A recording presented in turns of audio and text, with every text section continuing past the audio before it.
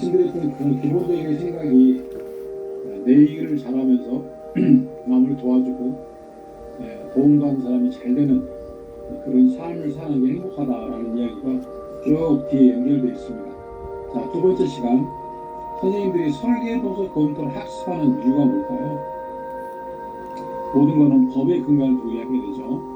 그래서 이 정보통신 감리라고 하는 정의를 찾아보면 여기에 이유가 있습니다. 자, 여러분 보시면 정보통신공사 감리는 설계도서로 하기 때문입니다. 왜 설계도 검토해야 된다고요? 감리는 설계도서로 하기 때문입니다. 그럼 감리가 뭐냐? 법을 찾아봤더니 이거네요. 감리는 공사에 대해 발전 위탁을 받은 용역자가 설계도서 및 관련 내용을 관련 규정 내용대로 시공대를 감독하고 품질관리, 시공관리, 안전관리에 대한 지도 등에 관한 발전에 권한을 대는 것이다라고 법에 정의되어 있죠. 그래서 가장 중요한 게 뭐냐면 감리는 뭘로 하는 거냐? 설계도서로 하는 거예요. 설계도서. 감리는 설계도서로 하는 거예요. 그리고 관련 규정이 법규죠. 그래서 보시면 공사 감리는 설계도서와 관련 규정대로 해야 된다. 따라서 한 손에는 설계도서를 가지고 한 손에는 관련 규정을 가지고 간다. 한 손에는 설계도서를 가지고 한 손에는 관련 규정을 가지고 간다. 꼭 기억하시기 바랍니다. 그러니까 감리는 그냥 말로 하는 게 아니에요. 감리는요 경험을 하는 게 아니에요. 반드시 설계도서와 관련 규정에 근거를 두고 감리를 해야 된다. 그래서 여러분 이제 그 설계의 법을 알아야 되거든요. 여러분 법문 사이트가 있는데 가서 한번 다운로드 받아보시기 바랍니다. 그럼 플레이스토어라고 다운로드 받는 거 있잖아요. 앱이요. 거기 가셔서 국가법령정보센터 그 강사님은 이거 국가법령정보센터 옛날 웹사이트로 www.law.go.kr을 검색하실 건데 그거는 인터넷 사이트 이야기고요.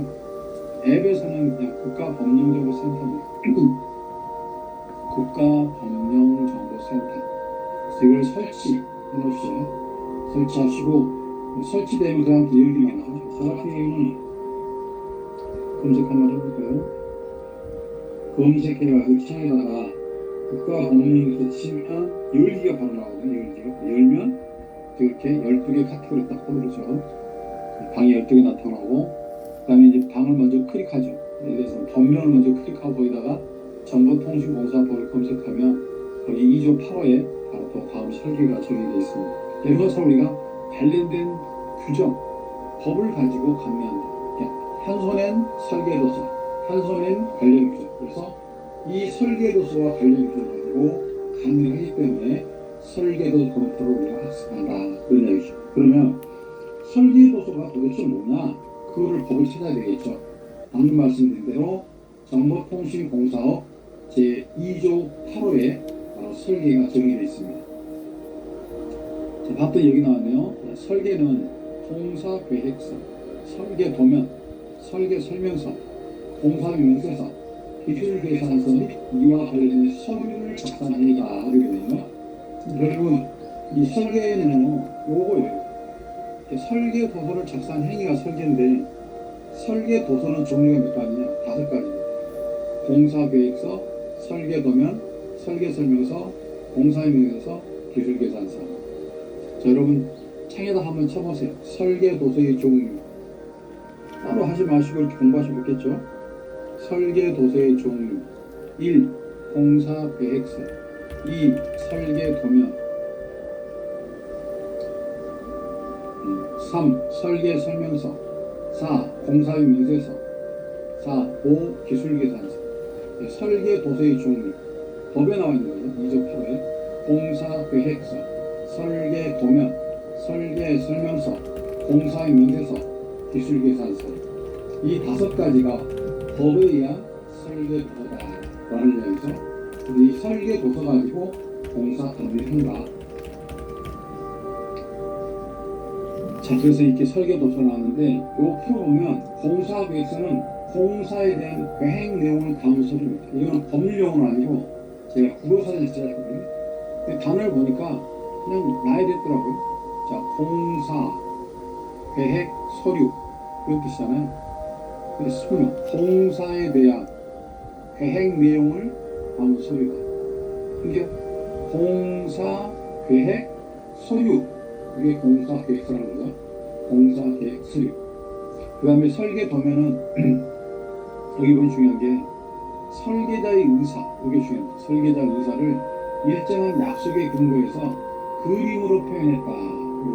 그림을 표현한 도서.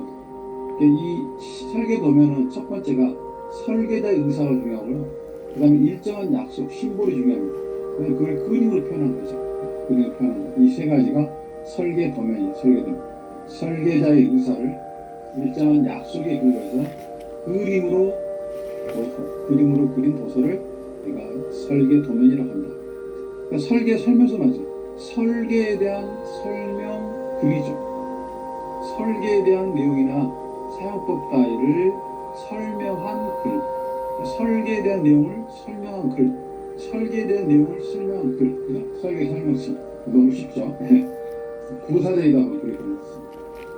그 다음에 뭐 시방서, 일반 시방서, 특별 시방서, 안전 시방서, 전문 시방서, 그 다음에 표준 시방서 이런 것들이 있죠. 공사의 명세서 이게 이제 우리가 말하는 내역서라는 건데 공사에 드는 비용을 분명하고 자세하게 적은 문서다. 기술계산서, 계산한 내용을 자세히 적는 거.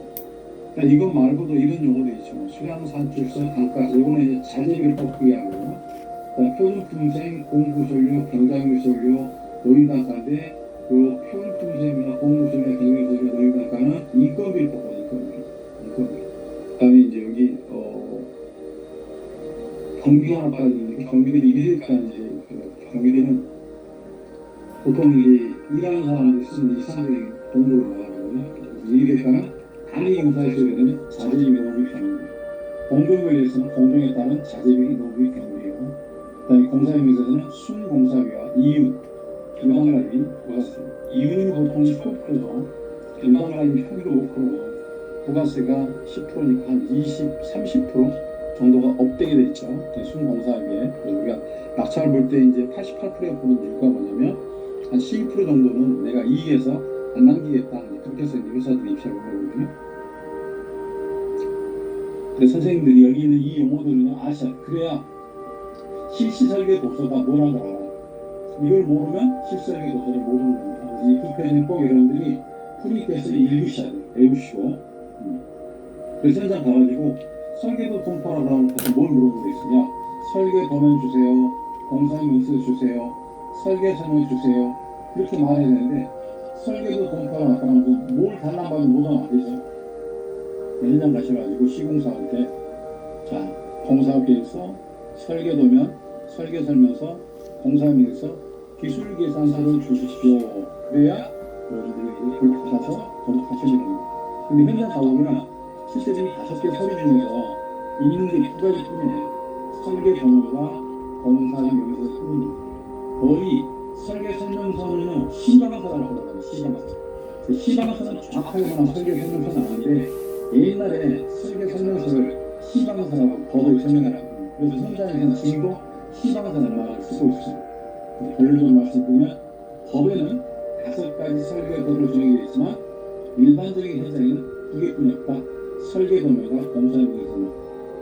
근데 좀 특수하고 좀 중요한 거는 설계설명서가 있다. 그래서 설계도면, 설계설명서, 공사명세서를 가지고 검토를 해야만 설계도서 검토가 된다. 그렇게 이해하시면 되겠습니다.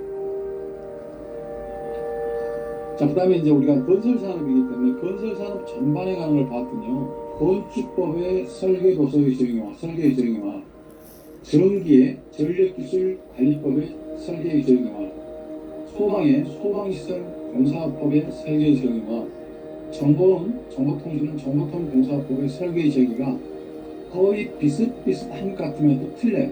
특별히 건축하고 전기, 소방, 통신은 완전히 다릅니다. 자, 표로 한번 보시면 이렇습니다. 자, 전기는요, 우리처럼 똑같아요. 공사에게 설계도면 설계서면 공사명에서 길게 똑같다 하죠. 통신도 마찬가지예요. 근데 소방은 공사명세란 말이 없더라고요. 없는 그대로 표현해봤습니다. 그 다음에 건축은 보면요, 아예 공사계획서, 설계설명서, 뭐 공사면서 길게 하는 게 아예 없어요. 그리고 여기는 구조계산 시방서란 말이 나오는데요. 원래 법에가. 근데 중요한 게 뭐냐면 우리가 이제 설계 도면은 말 그대로 설계사가 만든 거죠. 설계사가. 근데 공사하는 면에서도 설계서 뽑아요. 자, 무슨 말이야?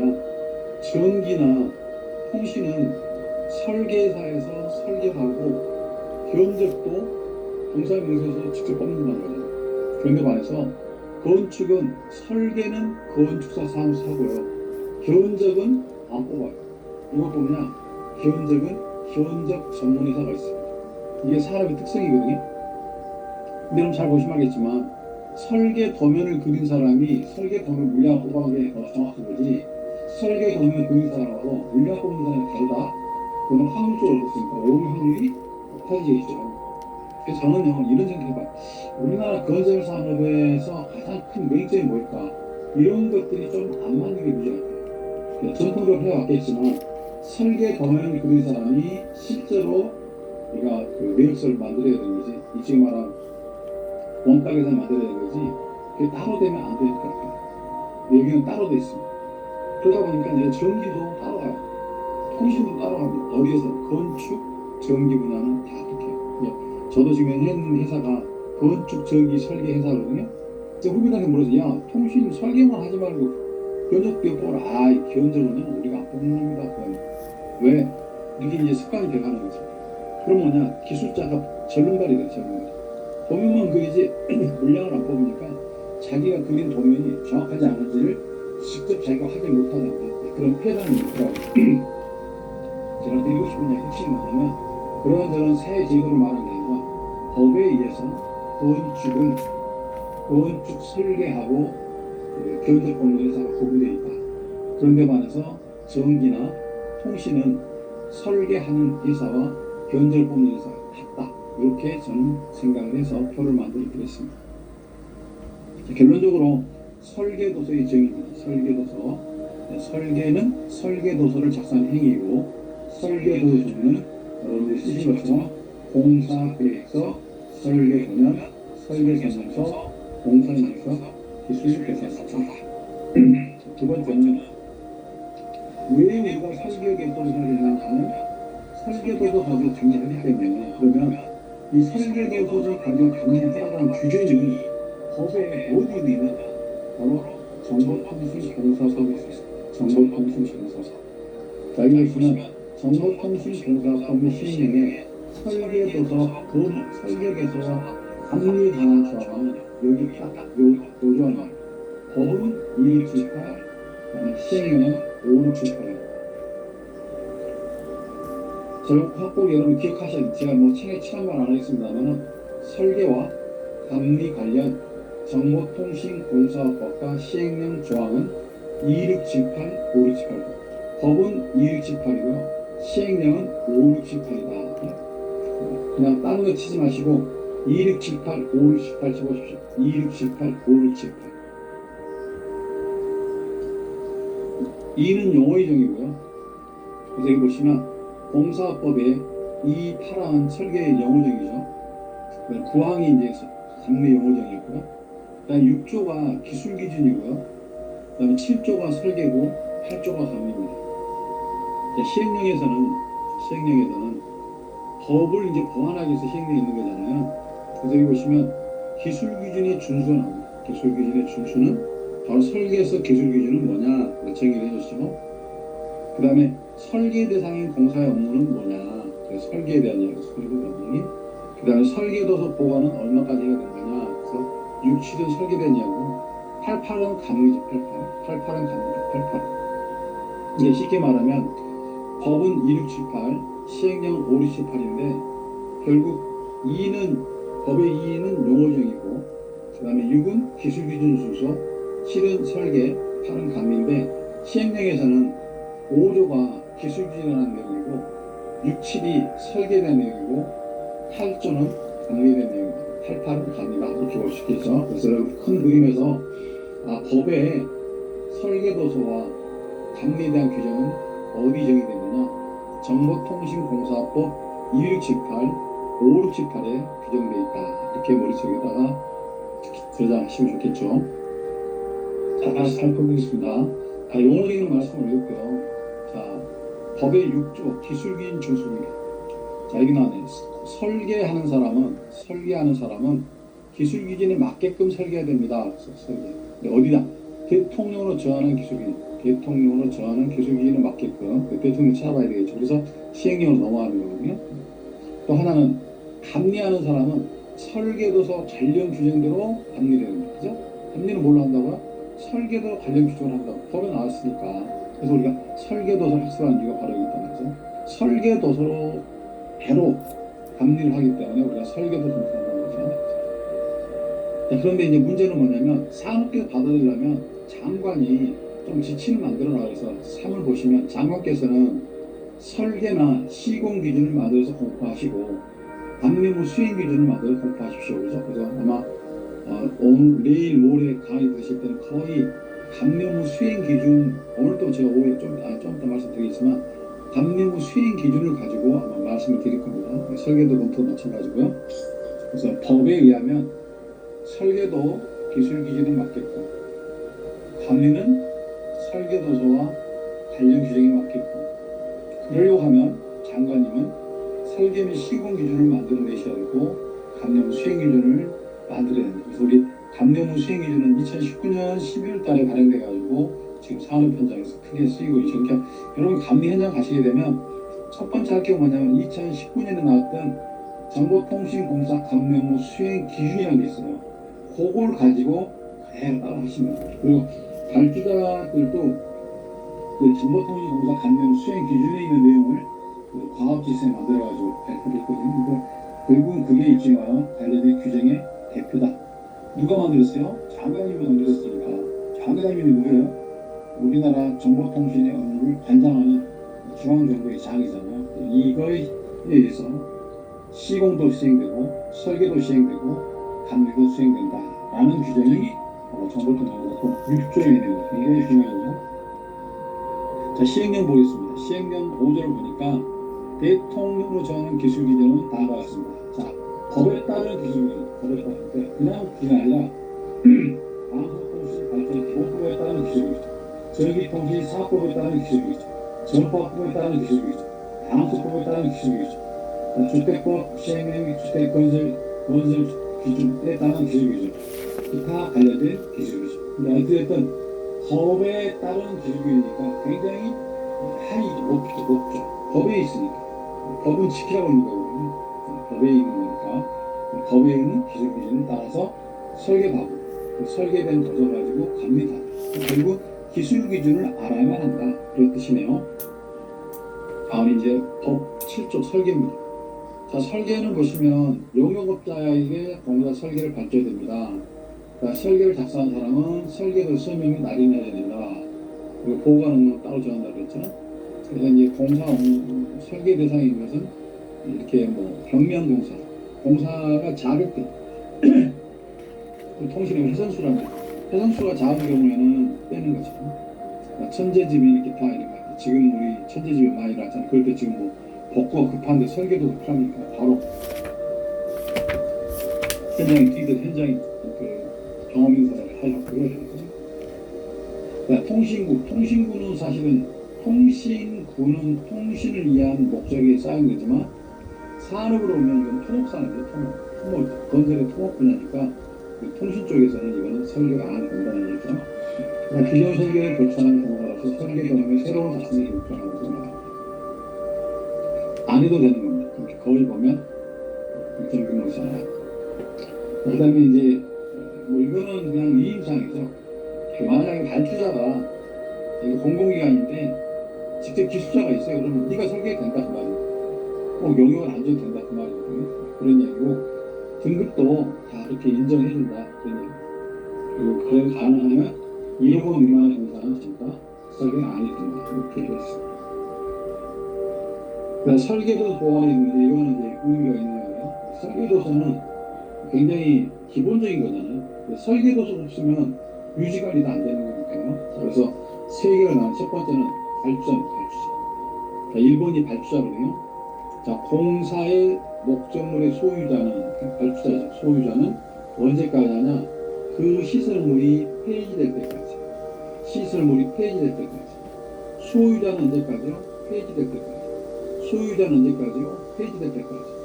소유자는 언제까지요? 폐지될 때까지. 자, 그 다음에 설계한 용역업자. 설계 용역업자는 언제냐?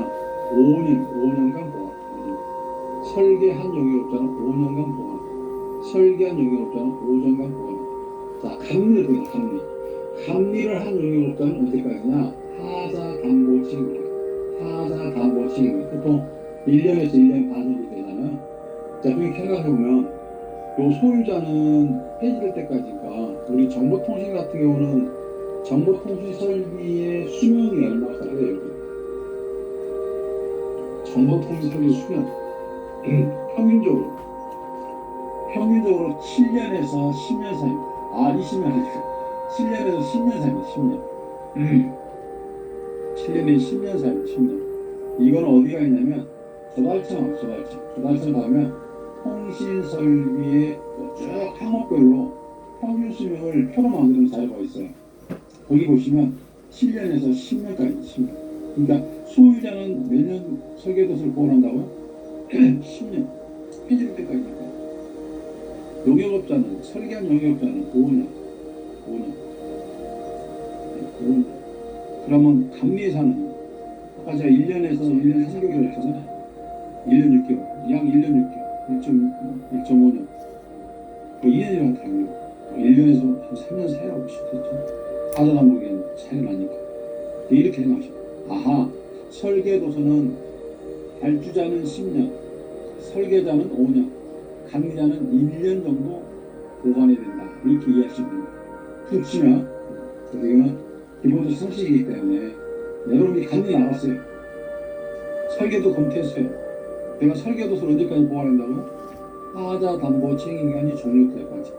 평균적으로는 한 1년 정도 된다고 보시면 되고요. 내가 설계를 했어요. 그러면 그 설계도 언제까지 보관해야 된다고요? 5년간 보관해야 됩니다. 내가 소유자예요. 그러면 그 시설이 폐지될 때까지. 왜 조달청에 보면 통신 설비는 평균 10년이니까 10년까지 꼭 보관해야 됩니다. 이렇게 의역해서 10년, 5년, 1년 이렇게 외우시면 되겠습니다. 한번 써보십시오. 10년, 5년, 1년. 아이, 감사합니다. 홍조있으면 잘하고 있어요. 그렇게 하죠. 이게 굉장히 중요하고 가장 기본이에요. 시험 문제 나올 줄 모르니까. 왜냐면 시험 문제는 어려운 게 아니에요. 다 할 건데 있지. 여기는 뭐 학교가 아니니까 떨어뜨리는 거 아니잖아요. 성적이 되는 거 아니니까 하나하면 여러분 아실 수 있는 거라고.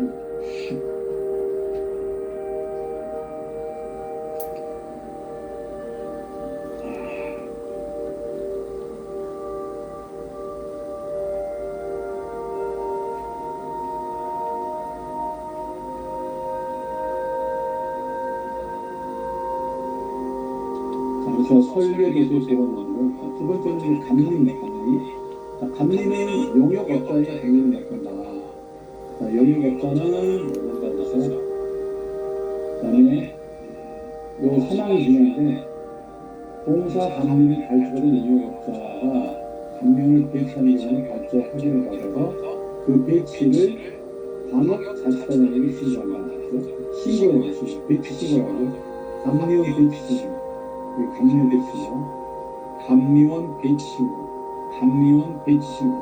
감리원 배치 신고를 누구한테 한다고요?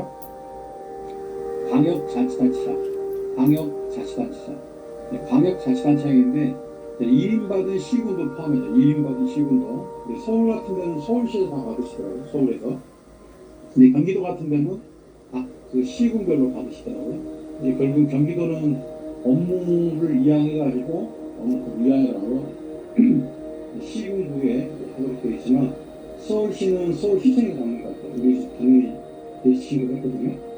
이제 30일 이내에 감리 배치 신고를 해당 행정기관에다가 보고가 되어 있습니다. 그래서 이번에 우리가 6명이 감리가 투입되었는데 6명에 대한 감리 인력에 대한 자격증을 제이팅에서 해가지고 백신을 합니다. 감염 백신. 그것도 아마 2019년도에 새로 생겨가지고 굉장히 감리원들이 많이 필요하게 되는 계기가 된 거죠. 왜냐하면 그동안 감리를 하던 나도 뭐 법적으로 가서 찾아가서 이렇게 추적해가지고 찾아내가지고 뭐 벌을 주는데 우리가 그럴 사람이 없잖아요. 행동이라는 게 단순한 게 아니기 때문에 이제 백신을 하다 보니까 의무조항이다 보니까 사람들이 백신을 하고 백신으로 일정을 활성화시키니까 감리 이론을 많이 뽑아서 다시 감리 교육을 활성화했다 이렇게 말씀을 드시더라고요. 자, 그래서 감리원 배치 신고는 방역자치단체 장입니다. 과기정통부 장악하는 게 아닙니다. 과기정통부 장악하는 게 아니고요.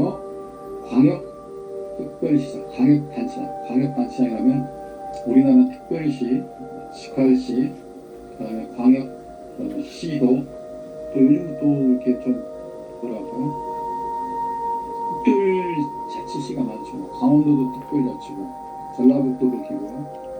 어디입니까? 세종도 그렇고 그렇죠. 그다음 제주도도 그렇고 이게 특별자치도 이런 것도 있고 있습니다. 광역자치단체장, 광역자치단체장입니다. 자, 감면을 인정받으려고 하는 사람, 이건 여러분 이제 교육받는 거죠. 자, 인정받으려고 하면 첫 번째 신청을 해야 되죠. 신청하시고 누구한테 장관한테, 그 다음에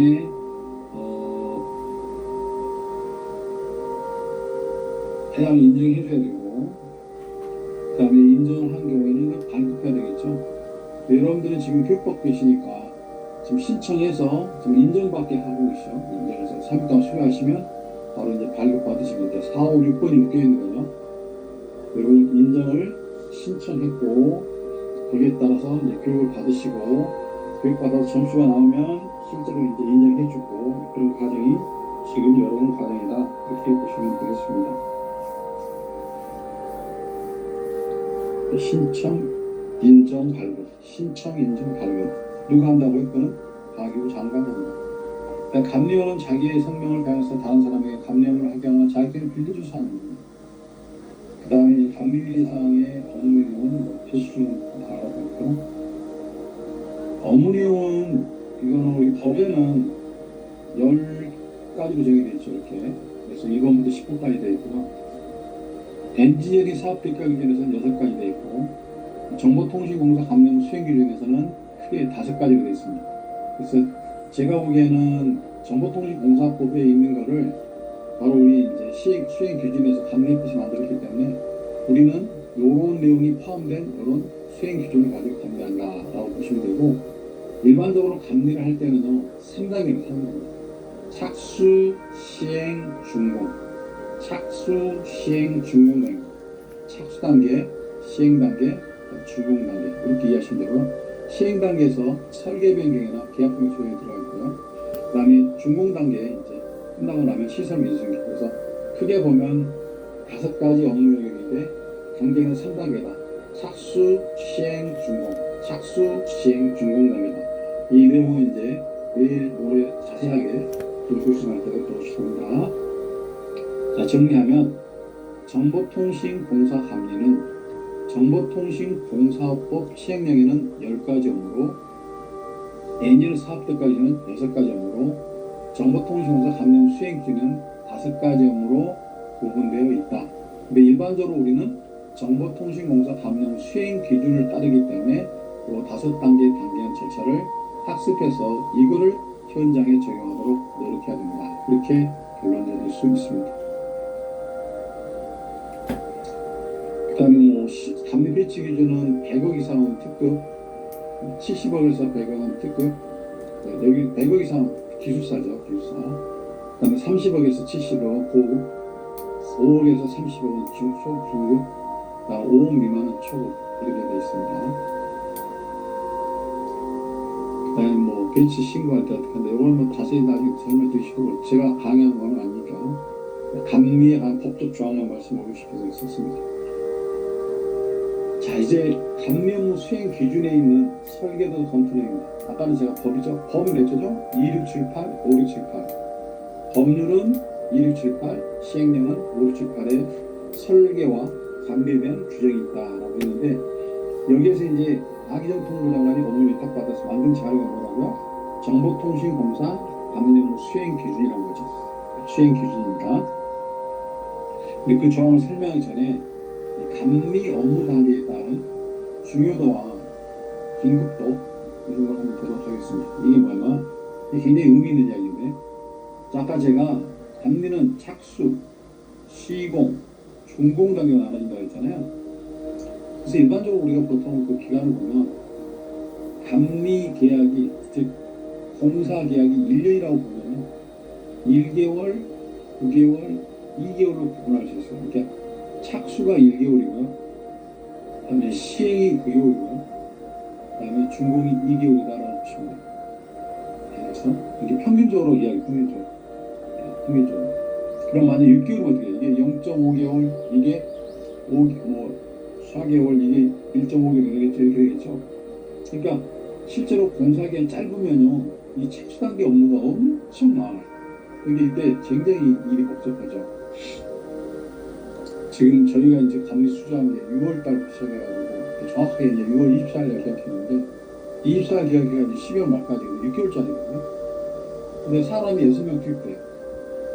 근데 현장 가보니까요, 행정이 몇 가지냐면 공사가 한 건이 아니라 30몇 건이에요. 공사 계약 건수.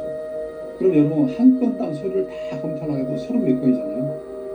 근데 한 회사일 때는 관계없는 게 회사마다 다 틀리니까 양식이 다 틀리잖아요. 그러니까 지금 감리 시작한 게 지금 한 달 좀 넘었는데요. 엄청 힘들어요. 계속 야근해요. 이런 감리는 처음 봤거든요. 이제 한 공사에 대한 감리, 한 감리가 좋은데, 그냥 감리는 하는데 그 안에 들어있는 공사가 30몇 건인 거야. 야, 이거 정말 대단하네. 그러니까 6개월도 안 되는데 행정이 보통 많은 게 아니에요. 감독관도 힘들고 우리도 힘들고 그렇더라고요. 평균적으로 널널하게 하려면 한 공사에 한 감리가 나와야 되는데 지금처럼 여러 개 공사를 묶어서 한 감리를 내놓으면 정말 힘들죠. 자, 어찌됐든 평균적으로 1개월, 9개월, 2개월로 가정합시다. 근데 요 착수, 시공, 준공 단계에서요, 업무적으로 가장 중요한 때는 뭐냐면 정산당이에요. 정산. 이게 가장 중요해요. 끝날 때 잘 끝내야 되잖아요. 정산을 잘해서 정산. 근데 실제로 일이 굉장히 바쁠 때, 일이 바쁠 때 뭐냐? 바로 착수단계예요. 착수단계. 착수단계. 이 바쁠 때 제일 먼저 하는 게 뭐죠? 설계도서 검토거든요. 설계도 검토. 처음에 딱 하면 감리가면 첫 번째 하는 게 공사 착수계 검토예요. 착공계 검토. 착공 소리가 잘 되는지 안 되는지. 그 다음에 이제 공사 계획서 검토예요. 공사 계획서는 품질경영계획서, 품질관리계획서, 환경관리계획서, 안전관리계획서 그런 거 하잖아요. 근데 요즘은 또 이제 중대지시설부 때문에 안전성 검토를 따로 하더라고요. 산업안전기본법에 따라서 안전성 검토를 따로 해요. 그러니까 서류가 엄청 많아요. 시작하자마자. 설계도서 검토해야 되는데 설계도뿐만 아니라 관련된 서류, 착공계도 해야 되고 공사 계획서도 해야 되고 품질관리 계획서, 환경관리 계획서, 그 다음에 안전관리 계획서, 또 요즘 중대재해처벌법 때문에 어떤 그런 것들, 위험성 평가, 이런 것들. 그러니까 초창기에 해내는 경우가 엄청 많아요. 이게 결국은 감리가 처음에 계속 저걸 하는 거, 오버타임 하는 거죠. 그래서 이제 저한테 카톡방에 왔는데, 우리가 6명이 일하고 있는데, 한 친구는 그 행정서를 한다고 계속, 이렇게 지난주 일주일에 5일 중에 4일 동안 자기가 오버타임 했다고 그러더라고요. 이게 무슨 말 하고 싶으냐면, 착수 단계 때 하는 업무가